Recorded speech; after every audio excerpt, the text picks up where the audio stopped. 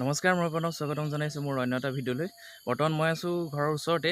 এতিয়া যাম গোলাঘাটত এটা বিশেষ কামত মই ওলাই আহিছোঁ পুৱা মাত এতিয়া সময় হৈছে 6:35। এটা বিশেষ কাৰণত ওলাইছোঁ। কথাটো হ'ল এনেকুৱা, আমাৰ গোলাঘাট টাউনলৈ যাওঁতে যদি দেৰগাঁৱৰ যোৰহাটৰ ফালৰ পৰা যদি গোলাঘাট টাউনলৈ যায় তেন্তে 4 কিলোমিটাৰমান থাকেগৈ গোলাঘাট টাউন পাবলৈ। তেনেকুৱাতে মানে এখন ধুনীয়া সুন্দৰ গেট পোৱা যায়। সুন্দৰ এখন আকৰ্ষণীয় এটা মনোৰম দৃশ্যৰ গেট। আকৰ্ষণীয় বুলি এইকাৰণে কৈছোঁ, তাত মানে আমাৰ অসমীয়া সংস্কৃতি, অসমৰ আপুৰুগীয়া সম্পদ এইখিনি ধুনীয়াকৈ উপস্থাপন কৰা হৈছে, মানে তাত অংকন কৰা হৈছে।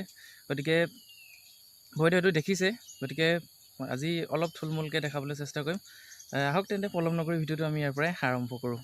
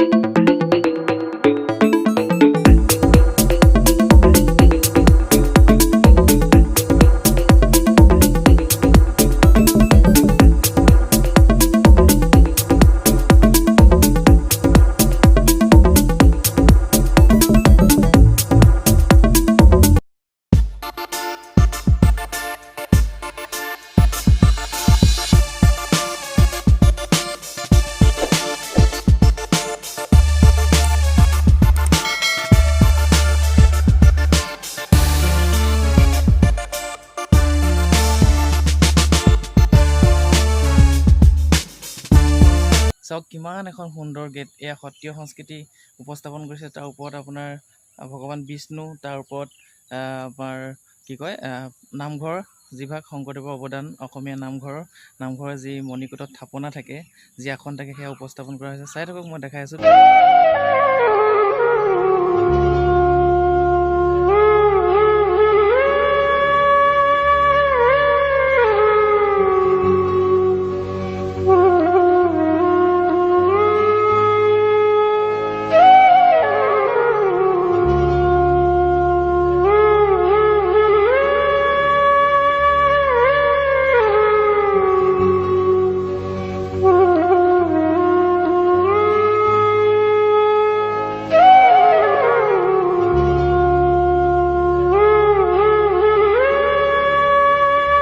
চাই থাকক, দেখাই আছে এখন ধুনীয়া গেট।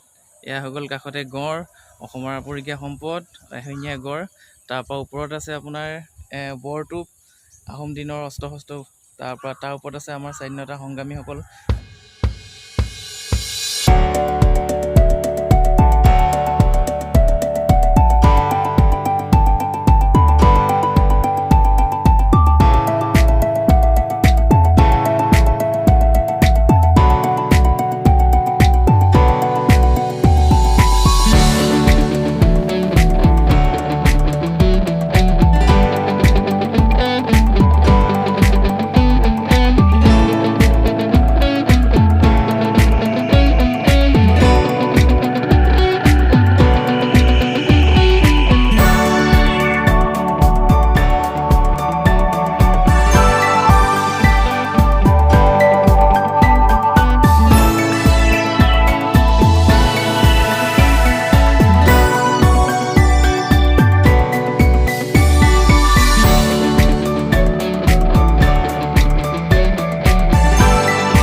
এইখিনিতে সামৰণি মাৰিম।